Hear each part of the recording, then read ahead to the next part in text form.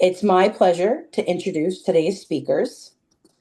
Maria Cleveland, Sales Director, America, Ernex Brands, co-moderator and member of the SHFM IAB. Michael Moore, Chief Sustainability Officer, Restaurantware, co-moderator and member of the SHFM IAB. Randy Dominguez, Senior Vice President of Supply Chain Services, Centacor Infuse Hospitality, and Paul Fairhead, Chief Executive Officer, Infuse Hospitality and SHFM Board Member. With that, I will pass it over to Michael Moore. All right. Thank you. Appreciate the kind introductions. And thank you, everybody, for tuning in. This is our third Supplier Community Education Series session. And what we've dedicated ourselves to doing is making sure that these are a little different each time. We're covering different content. We're covering topics that are somewhat the same, but also they're nuanced in how you approach each organization. And today is different than what we've seen before. So in the past, too, we have interviewed and discussed some of the more traditional legacy giants. Today, we're kind of turning that around a little bit. We're spotlighting Centacor and Infuse Hospitality, two sides of the coin for an organization that's highly agile. They're disrupting, I think, maybe what we've seen a little bit in the hospitality community and how food service is being approached. They're using a very customized white label approach. It's that what can we do specifically for you mentality. And I'm really excited to talk to both of them today. Cool. And let me just jump in. Thanks so much, Michael, for kicking things off today. So our goal really is to help suppliers understand that the playbook that you use for, a massive standardized corporation won't necessarily work here.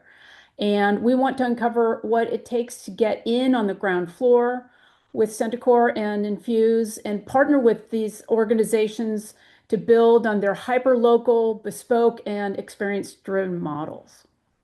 All right. So the first person that we're going to talk about, Randy Dominguez. So we already talked about the fact that he's the Senior Vice President of Supply Chain Services. But what makes him unique is that he has a lot of experience working in hospitality procurement. In fact, over 14 years, he was on the supplier side with Unilever before he moved on to some leadership roles at Foodbuy, ISS Guggenheimer. And what makes his perspective, in my mind, I think a little bit unique is that, he's worked with strategic partnerships in diverse marketplaces. He's trying to put things together in healthcare, education, leisure, other verticals that we're all familiar with. But his focus has really been finding that wonderful mix of value, diversity, and uniqueness in the partnerships that he's creating. Wonderful. And then also joining us is Paul Fairhead, who is the CEO of Infuse Hospitality. And he's been leading this company's very rapid expansion, focusing on premium culinary solutions to meet these new consumer expectations. A former chef turned executive.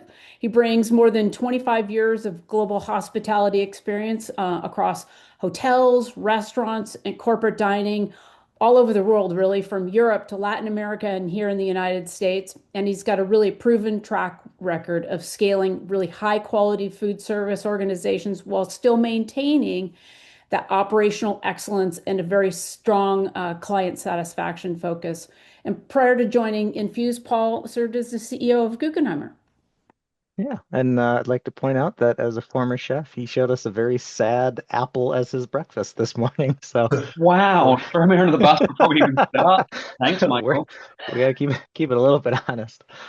We pointed out in the introduction here that Infuse and Centacor are a little bit different than what we're probably familiar with at SHFM in the FSMs that we've worked with. So before we dive into how do we work with them, how do we become a supplier, how do we find success there, I want to give both of them a couple of minutes to talk about what sets their organizations apart, what makes them a little bit different and unique, and what diversifies the way that they approach food service. So I'm going to throw it over to both of you. Julie, if we could, I know you might have it up already. I think Randy gave us a great slide to take a look at that will help kind of piece this all together for us.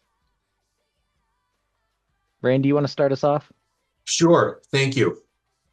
So I'd be remiss if I didn't talk about the broader organization that Paul and I are part of, and that is the Phoenix 3 Collective. The Phoenix 3 Collective was founded by Richard Schenkel He was the founder of a company called Unidyne, which he sold to Compass Group in 2017. He subsequently became the CEO of Compass Community Living. He retired, and he's a serial entrepreneur. And so he had this idea to really begin to push the boundaries in hospitality across a whole bunch of different verticals. So what you see here is a boutique culinary and hospitality companies that have a lot of expertise, innovation, and an unwavering commitment to excellence to deliver consistent brand-driven dining experiences. So Infuse, as we'll learn more about today, is focused on outsourced dining services for corporate and commercial real estate. Restora is our offering for senior living. Culinor is outsourced dining in acute and behavioral health.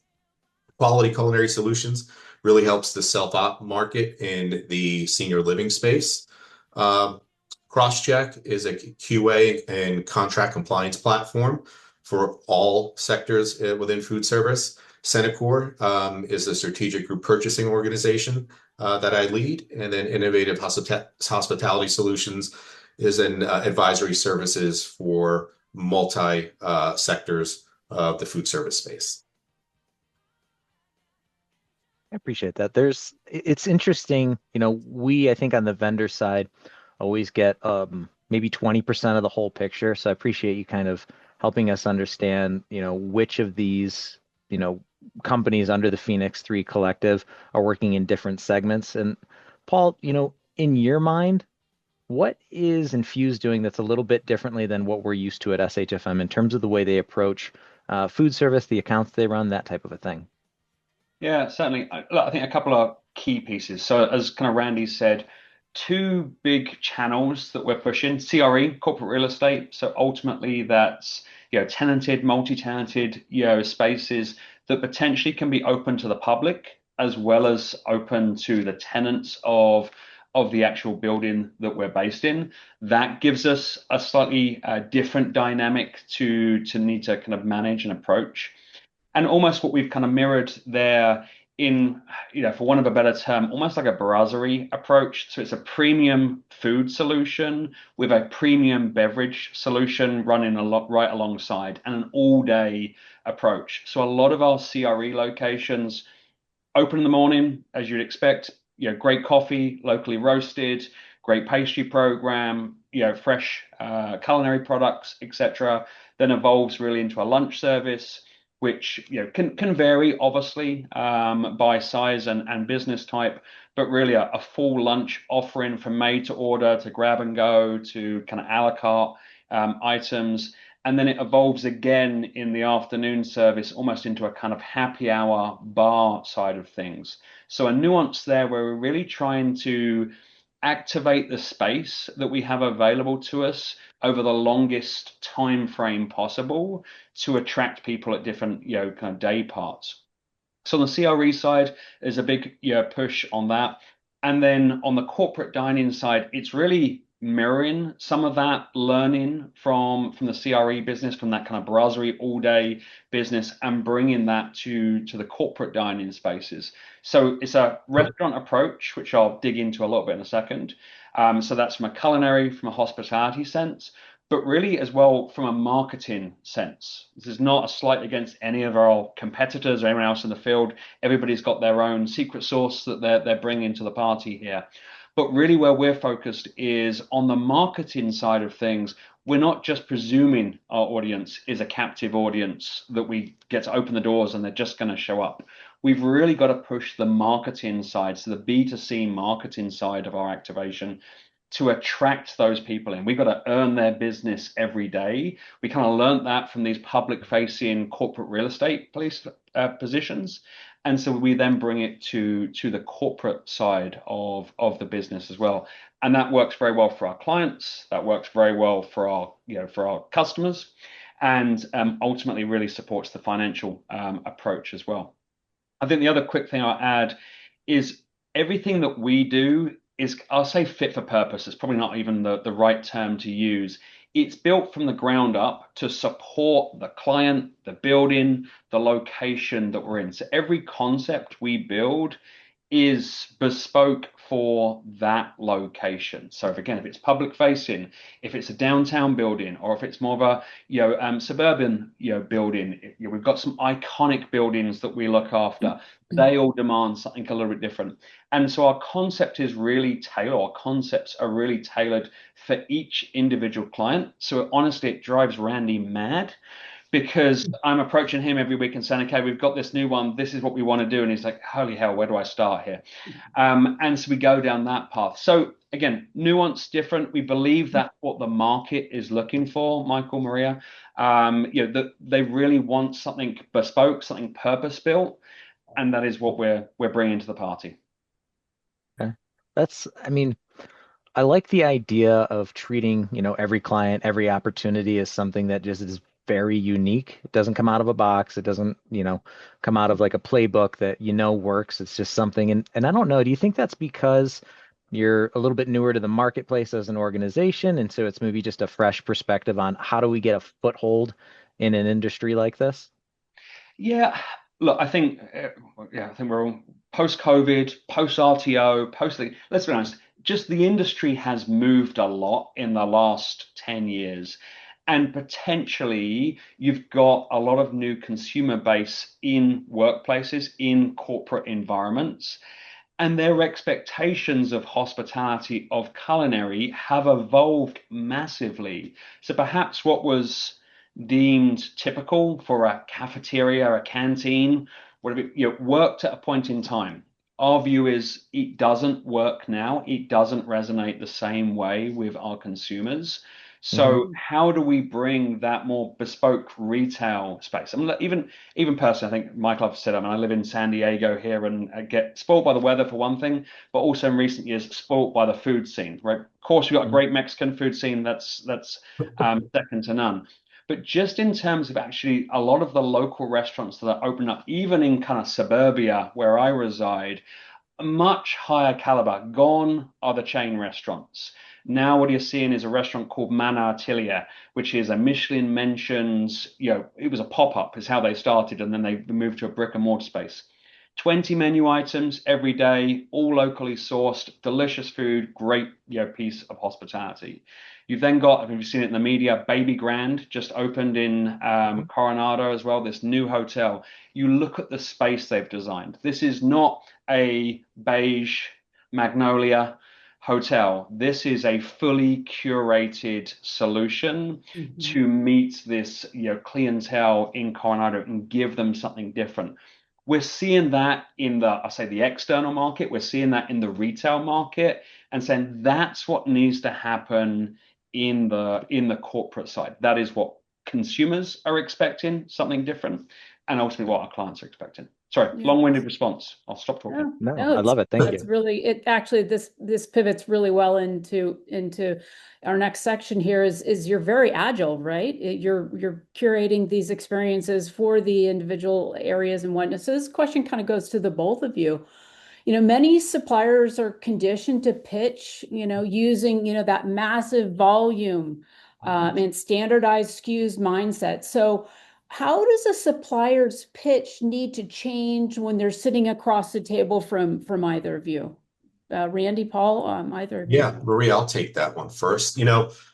Maria, I'd argue that most other group purchasing organizations, they actually pitch their massive volumes and standardization of SKU order guides to supplier partners. What's different with Centacor is we don't force clients into a standardized SKU mindset unless they ask for it. We also don't force clients only towards suppliers where we benefit the most financially. So we view our role as more of a fiduciary on behalf of our clients. The Phoenix 3 collective of operating brands, we're generally aligned. So there does exist some kind of standardization in this regard in terms of culinary standards, sustainability standards, animal welfare, etc. And also, while we don't necessarily within the collective have massive volumes at this time, we are aligned with other like-minded organizations that operate in all sectors of food service that have billions of dollars in spend in goods and services. So we have a good understanding of what the market is and we have a scale where scale is an enabler. So I hope that answers that question for you. Yeah. Oh, And Randy, anything to add? yeah, I'll just have Or one. Paul, rather? No problem. I'll add, one thing. I think, look, we get in this trap, and I see it a lot in the sales side of our business, of our vendors' business. We talk a lot about features. We talk a lot about, well, we have this and we have that. I think evolving the conversation so it's not just about features, it's about the outcomes that they create. That is what we do for our clients. We can talk about our sustainability program. We can talk about our health and well-being program. But it's a certain point, it becomes table stakes, right? My old boss would say it's the ticket to the dance. You just need those as a prerequisite.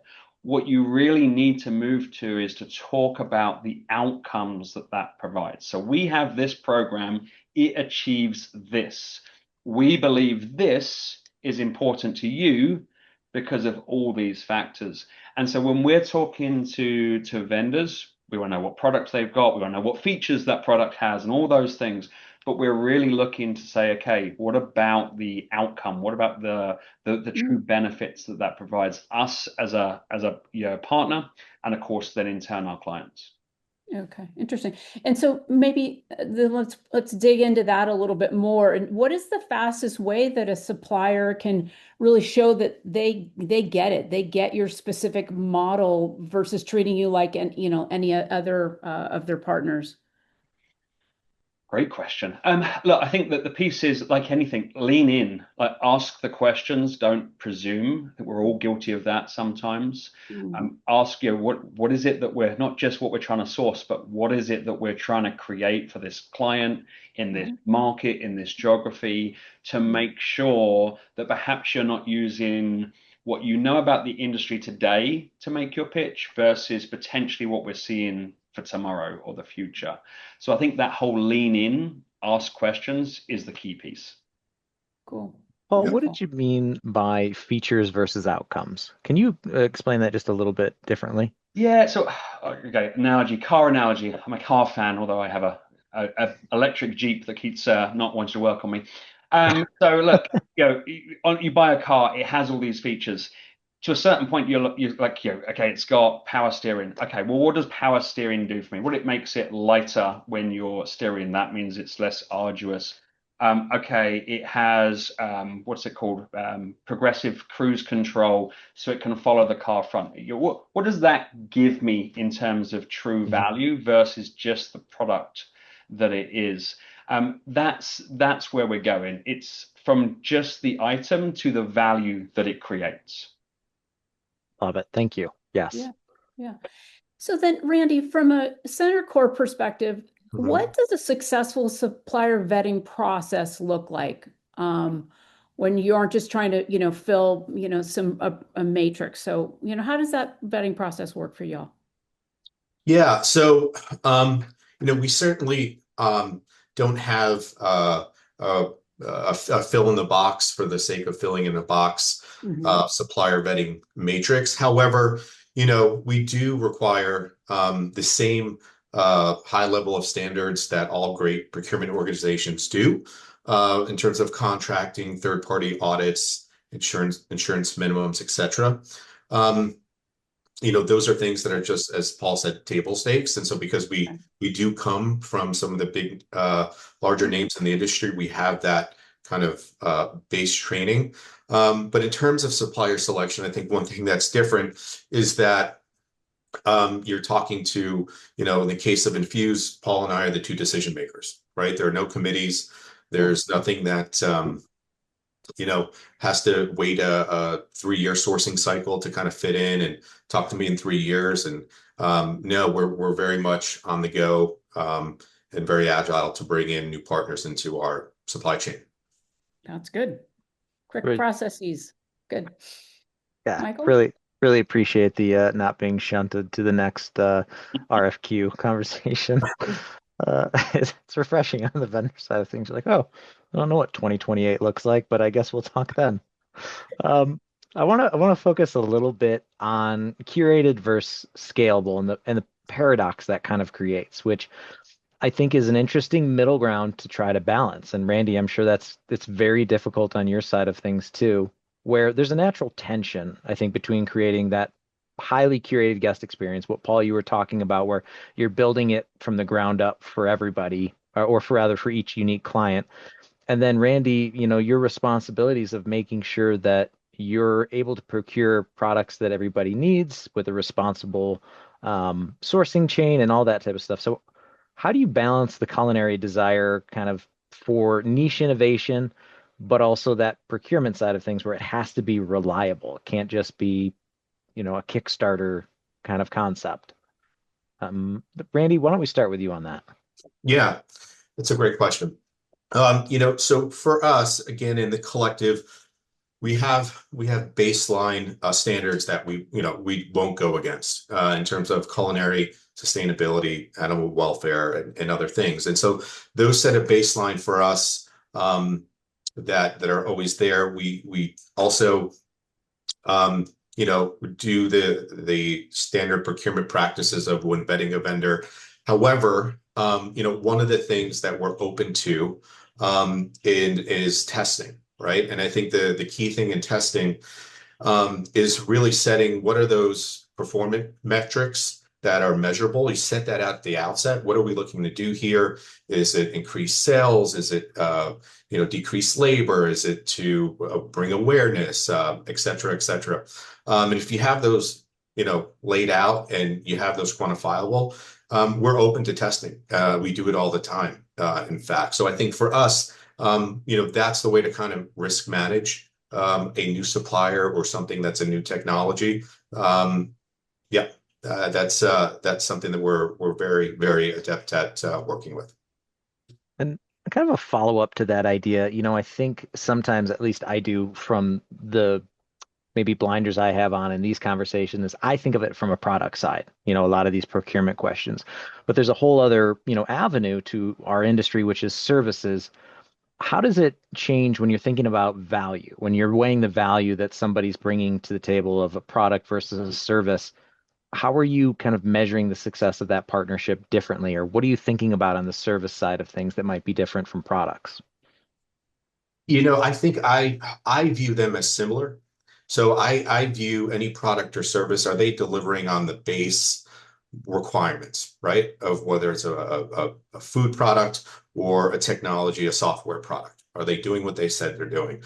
But I think for any supplier in any category, when they bring true value and true partnership, is when they help the overall organization. They take the time to understand what is it that keeps us up at night. How can they help us solve problems outside of whatever it is that they're selling to us, right? How could they bring potential partnerships to us, other people that they know in their industry and in their network?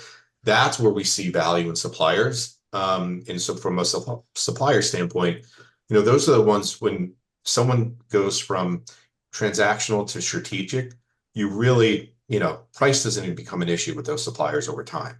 I still will hammer them, of course, but nonetheless, I think, again, adding value outside of what you're selling, understanding our business and helping the overall mission that's how you go from transactional to strategic, in my view.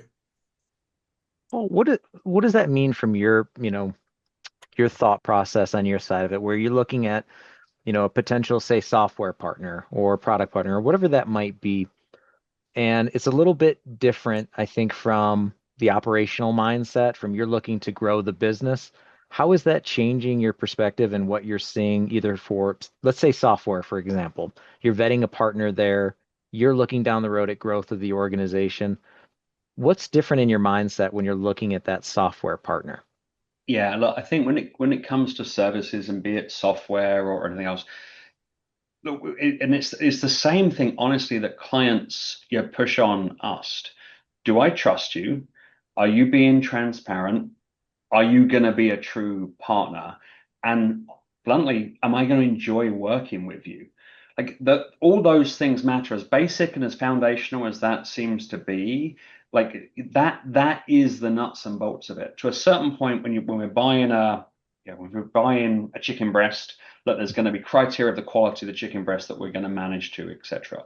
But when you come really with a service partner, it's bigger in the sense of it really has to be a true partnership. And I think Randy kind of nailed it on a lot of things he said there. Do you understand the challenges that we're facing? Are you coming to help us with some of these solutions? Are you going to be transparent? Things are going to go wrong on both sides of this relationship. Are we going to communicate through those and work together to resolve those things? It really is a piece of that. And when it's all said and done, you do want to work with people that you enjoy internally and externally. That chemistry in relationships, I think, is hugely valuable, be it business, be it personal. And so as we're looking for partners, it's got to be those kind of people. It's got to be people that relate to us, understand the journey that we're on, and we can be part of their journey. They can be part of ours. Really like that idea of you work with people that you enjoy working with. Like, you create partnerships, you create strategic growth with someone that is enjoyable to be around, that delivers on what they're saying. I like that kind of idea as just a general takeaway from this. And, as we approach vendors, as we approach partnerships with an organization like yours, is how do we become invaluable? How do we become someone where you want to partner with us on a new concept or a new idea or a new rollout, whatever that might be. I think on that, Michael, I mean, sometimes it's just invest the time, right? I think that's all when it's part and parcel. If it's just transactional, you're not going to put the investment up front in just the relationship in understanding, then it's unlikely to go anywhere. When we're bidding on new business, when we're talking to new clients, you've got to invest the time, and you win some, you don't win them all. And that's kind of a bit of part and parcel of this. Okay. Yeah. Michael, if I could also add on to that in talking about your question in regards to niche innovation with the procurement need for liability, one of the things that we're tasked with as well is risk management, right? So we make sure we have plans in place. If this new service product, what have you, fails, what solutions can we put in place to, mitigate what went wrong? Do we have alternative suppliers kind of waiting in the wing? What does that look like? What's the lead time? So if things don't go the way as planned, we're able to solution quickly to fix that. And also, too, I know Paul and his team are very transparent with suppliers. They want to push the edge of innovation, and we'll tell them, listen, this is something that relatively may be untested in the marketplace, and we have to get their buy-in, right? So they understand that there's a certain level of risk. But by the way, if it doesn't go as planned, here's our plan A, our plan B, plan C to course correct.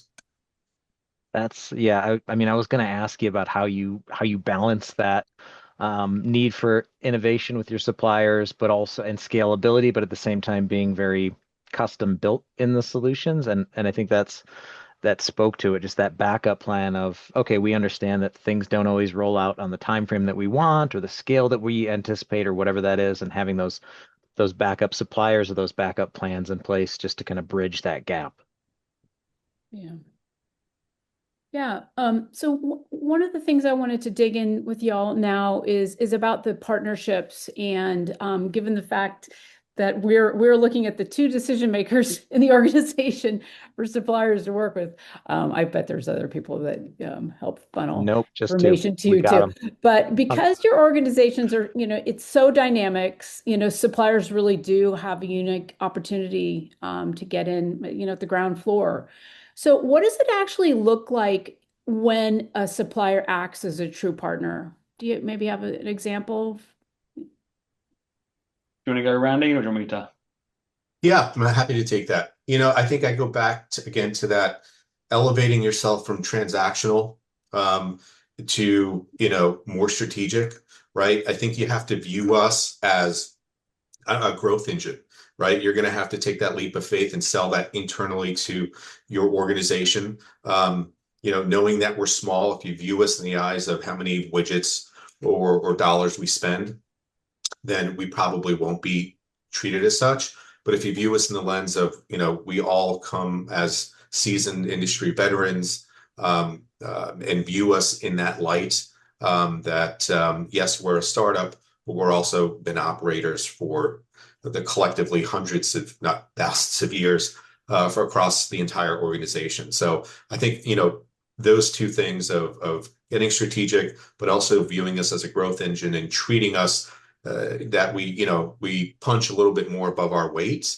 will go a long way with becoming a coveted supplier within the collective. Neat. Okay. And is there maybe a specific example that, where a supplier really proactively brought you a solution and to help you scale and win new business, even maybe win clients? I've got just I won't name the supplier for everyone's transparency, but we had a supplier that actually proactively went to our website, saw some of the images of some of our locations because they're publicly facing, visited those locations, and came back to us and said, "This is what I saw, and this is what I can provide you, which I think will give you a significant upgrade on a certain factor of what you're serving today." That level of relatively small effort makes a huge difference. You've got someone who's being candid, and again, you can hopefully tell by Randy and myself, we're very candid, we're very open, we appreciate that we're trying to grow something here very rapidly, and we need to evolve quickly through all of that. So when a vendor goes to that effort and then actually brings you almost a problem that you may or may not have already identified, and then brings you solution, that's the gold dust. That's where you're like, okay, this person's vested, they see it, we are aligned, and that really is what success looks like for us. Okay, cool. Yeah, Maria, I have a really good example. There's a supplier, that sells within the industry, and he had a customer that was open and looking to a different procurement partner. He made that introduction, and long story short, they became a client of Centacor. So, we have lots of clients outside of just the collective. So we're getting those referrals from other partners in the industry. Just give us a shot. And the one thing too, I'd say we're very cognizant of using the word client within Centacor. We don't call people members. I know other organizations use that term. I used that term in the past. But for us, each one is a client. Each one has different needs. And so we're very, very purposeful when we use the term client. Yeah, that makes a lot of sense. And Paul, what would you say would be really the most critical commitment or capability that your suppliers need to demonstrate to prove that they're really ready to move from that pilot program to, full scale? Yeah, giving them the license to hunt beyond the, introductory account. No, and it varies a little bit depending on what that supplier is providing. Obviously, it probably honestly goes back to some of the things I've said earlier. A little bit of investment, whether that's time, whether that's a new product, something bespoke, it's going to come down to that. Invest in the relationship, supporting us there. I also think we perhaps haven't quite mentioned the consistency piece, the reliability piece is a huge factor. Again, we're all ultimately in the same industry. We're in food and hospitality, and we all know what failure looks like and how impatient, unsupportive people can be sometimes when there is a failure, even if it's beyond the immediate team's control. So, are you staring at me right now, Paul? Why are you staring at me? I wouldn't do that to you, sir. So there is a piece there as well. Like, if we get let down, we're letting others down, right? And so that kind of piece definitely has an impact. So a lot of times, to Randy's point, if we're testing a new product in a new market or for a client, and then you want to expand to other markets with us, we're going to say, okay, well, have they been consistent in delivery, be it service, be it product, before we really look at that expansion side. Okay. Interesting. I think it's one of the things that kind of stuck out in this segment we were talking about was, Randy, when you're talking about punching above your weight class, it's really what got me thinking was when you moved on to like the people that are building Centacor and building Phoenix 3 and building Infuse, is it a newer name?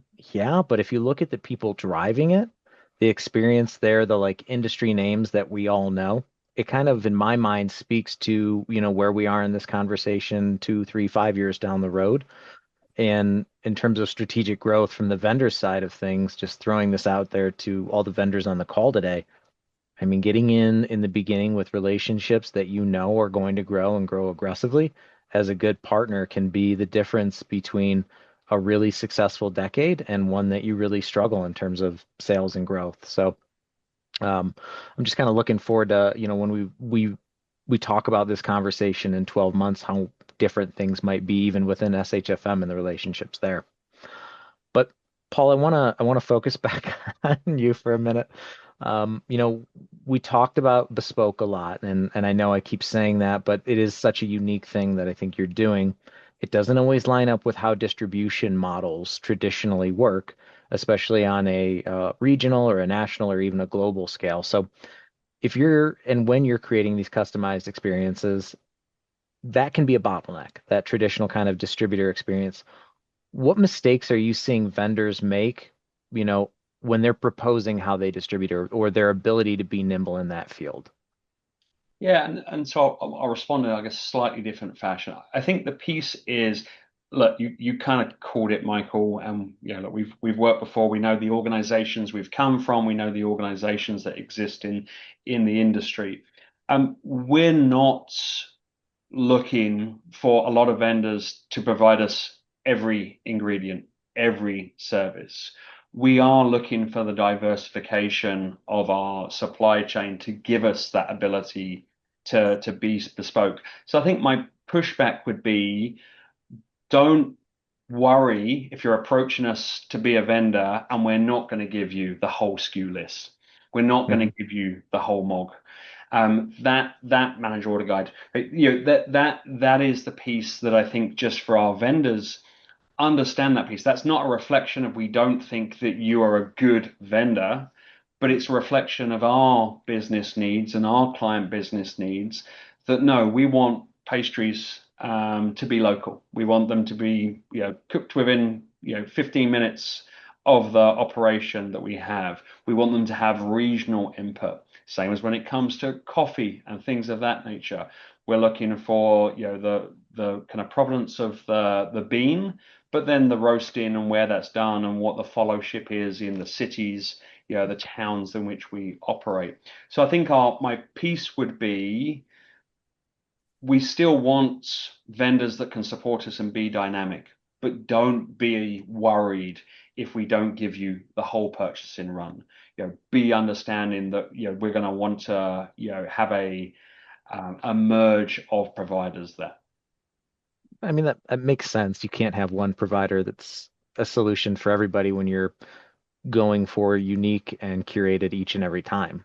But, sorry, go ahead, Paul. No.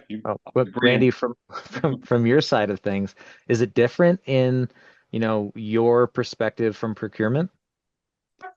Yeah, I would say from some of the traditional, more established food service operators out there, of course, we still use broadline distribution, right? But I think for us, we have less constraints about putting everything we can through broadline. We're open to, direct delivery. That's always an option.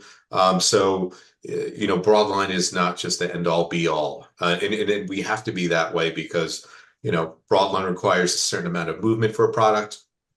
If we're opening up in new markets, which we do all the time, that volume might not be there out of the gate. So we're open and we do have creative solutions to work with. So we're not just stuck into that broadline box, if you will. Okay.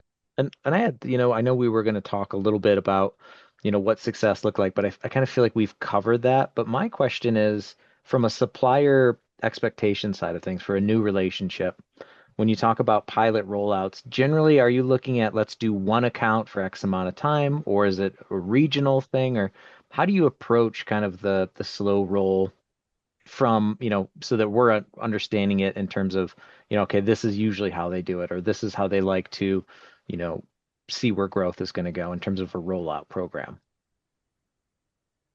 I think first of all, Michael, I think generally it's by region. is where Okay. we're going to look kind of first of all. So can you be a regional provider to us in San Francisco, in California, etc., and then expand from there? Sometimes it might be more down product lines. So okay, we're going to get paper and plastic products from you or something from that basis, and then we'll evolve into some other items. But generally, it's not just one location, small spend. We know that for any partner, the spend still needs to be material. There's an investment made on all parts of this, be it relationship, be it back office processing, be it stocking of certain products. It's got to be a meaningful enough volume to make sense. So regional expansion, perhaps a couple of product lines, expansion from there. Okay. Randy, does that kind of line up with the way, you see it too on the procurement side of things? Yeah, very much. I mean, we have, national suppliers, some of them probably in this room today. We've got regional ones, and we've got local ones where it makes sense, right? To Paul's, we're very bespoke, but we're from scratch cooking. And when we can't do per se scratch cooking and say maybe baking, well, Hmm. myself and someone from Paul's staff, we get on a plane, we go to a market, and we will hit up 12, 13, 14 bakeries, pre-screened, of course, to figure out, all right, who's that partner that is going to be able to service us across, corporate dining, higher end senior living, etc. And that's typically the way we'll do it. So really, the category will dictate the strategy, the approach. Some categories are national, some are regional, and some could be very local. Okay. Yeah, I love it. I love that. I want a pastry within 15 minutes, coming out of the oven. Wonderful. So also want to dig into some turnoffs or pitfalls. Randy, for you, from a sourcing and supply chain perspective, what are some maybe immediate red flags that may prevent you from moving forward with a supplier, even if the product is fantastic, Yeah. some no. Yeah, great question. Again, first, just because in the scheme of things, relatively we're small, treating us in a manner in which we're kind of viewed as unsophisticated, or we're not going to do the base procurement standards that everyone should do within the industry. So contracting, all that kind of good stuff, that to us, that those are the baseline things. And so it goes back to treating us fairly, understanding that we are growing rapidly, but again, we have 10 years in some of the great organizations that are on this call today. And so we bring that with us. This isn't our first rodeo. So treating us with that level of understanding and respect is key. And if someone just views us as, oh, your volume is X, then they're not kind of buying into the bigger picture. And then also understanding that, we operate as a professional organization, just like the other ones in this room today. Sure. And then also, Paul and Randy, when you're looking for really customized solutions, and what might be a pitfall that you've encountered with, suppliers' operational approach, and what were some of the consequences to your operations there at Infuse? Yeah, I think, again, we're probably all guilty of it to some extent. The kind of overcommitment, the overpromise risk there, we've seen that. We come up with a crazy idea. A partner's like, yeah, I've got you, I can do it. And the reality is they don't. I think that really can soil relationships quickly. And again, we own that probably just as much as a vendor in the most part in doing our due diligence. But those are the things that are kind of watch out. There's some stuff that we're doing which is very, very different, and we know that. So don't be afraid, I guess, to challenge us back in that process to say, I like this, and this is how we're going to get there, or this is the risks that we see with it. Because I think if you just take us or anyone's as 100% gospel, sometimes the risk is that it's not actually achievable, or achievable in the timeline, or for the scalability that we need. And so we have seen a few examples of that where we've then had to make a quick change, which is never comfortable for anybody. Yeah. Okay, cool. Good. Maria, I can add to that, I think, a little bit.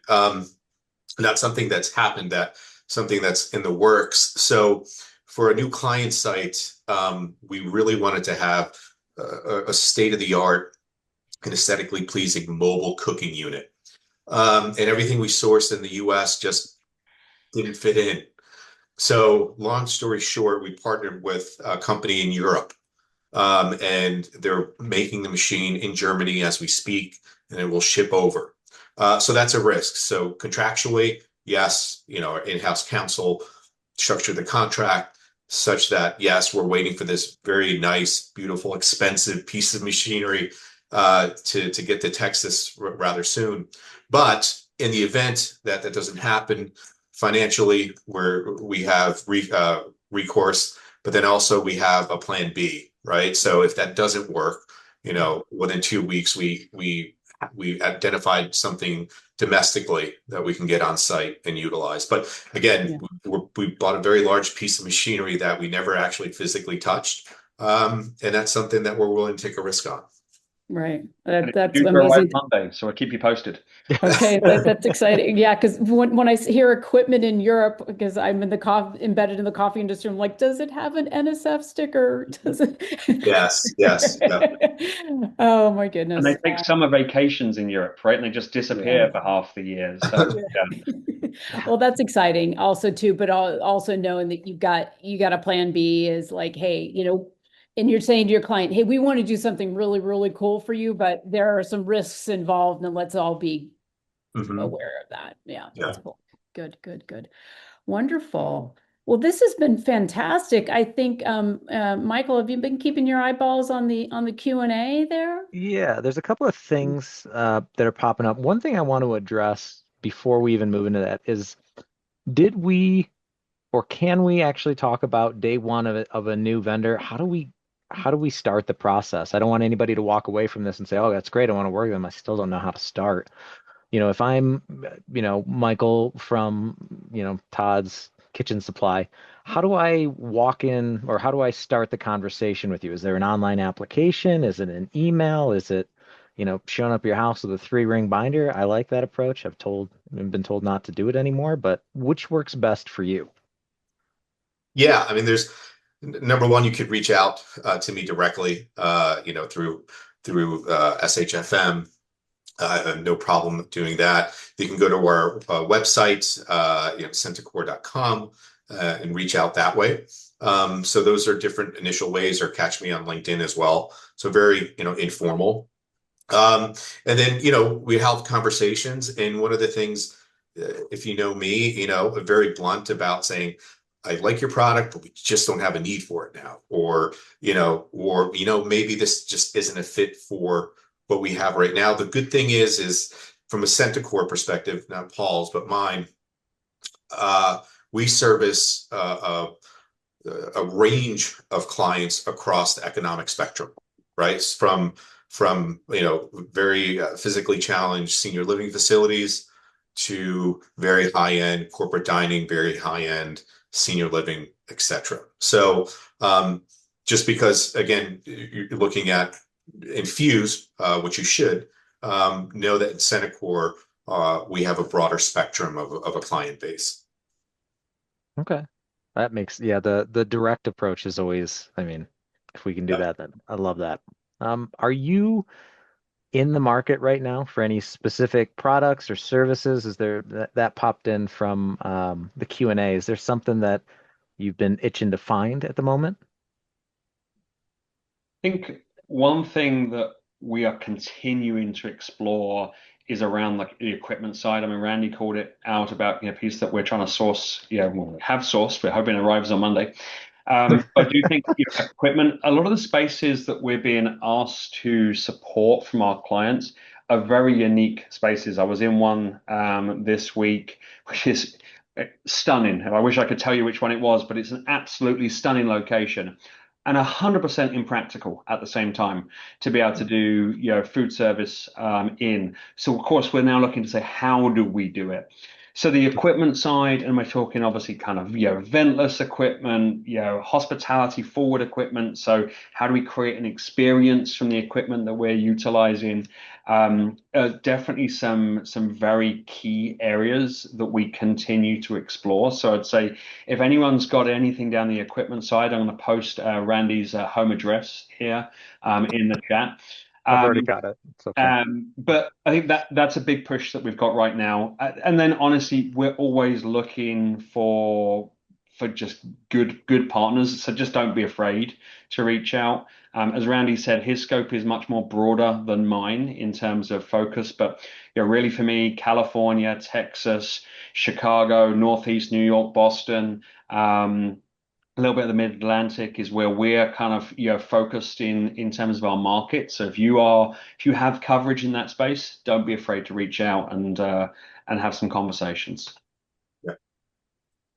How do we, look down the road 6 to 12 months at where you're going to be prioritizing energy to make sure we align with that? Because as a vendor, I care about where you are now, but I also want to know where you're going. So kind of looking down the road a little bit, where should we focus on solving problems for you? So look, overall, we have a pipeline here of activity, so careful how I word this, where there is a good chance that we're 400% bigger in the next 12 months. And that is looked consistently over the next few years as we, again, you kind of called it on the front end of this conversation, rapidly scale. So to answer the question, Michael, I'd say where we are today is very busy growing and scaling the business. So if you're going to jump in, then be ready for that roller coaster, because that is what we are here doing. And ultimately, that's what the market is asking of us, is to quickly mobilize, transition, launch, these new concepts. Wonderful. Okay. Is there anything it's good to know, I think, from the vendor side that, if we're going to be prepared to scale, we have to be prepared to scale. Is there something in this conversation? We've covered a lot, and I kind of feel like walking into this, I knew a little bit, and walking out of it, I feel like I have a really good way to envision aligning. And I hope all the other, individuals on this call took that away too. But was there anything that you wanted to talk about that we didn't, or something important that we didn't cover? I know that's really open-ended, but when you think about Senecor, when you think about Infuse, is there something that you really want to make sure we take away from this conversation? Look, Michael, honestly, I think we've covered a lot. I hope you understand now a little bit kind of what Infuse is in the market and what we're up to.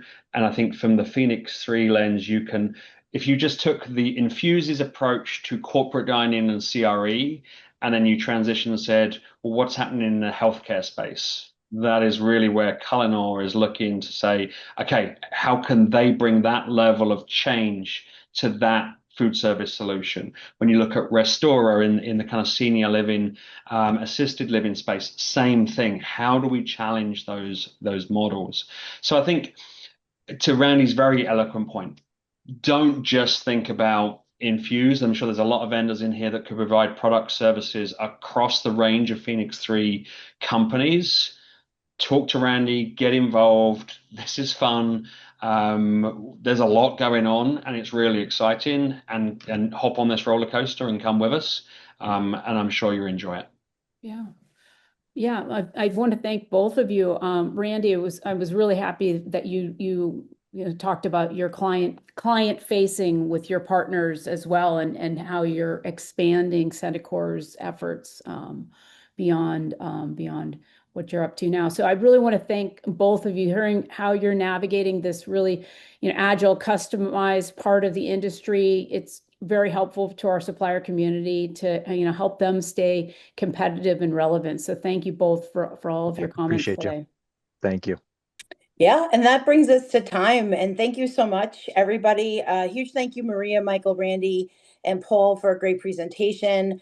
I love the advice to lean in, ask questions, be able to help problem solve if we're going to truly be a supplier or a support to you all. I really feel there's a lot of great takeaways from this conversation. So thank you all again. After the session today, a survey link will pop up. Be sure to take a moment to fill it out. Want to say happy Friday and thank you all again for attending today's Industry Insights session. Have a great weekend. Thanks, everybody. Thanks, Appreciate you. Paul. Take care. Take care, everybody.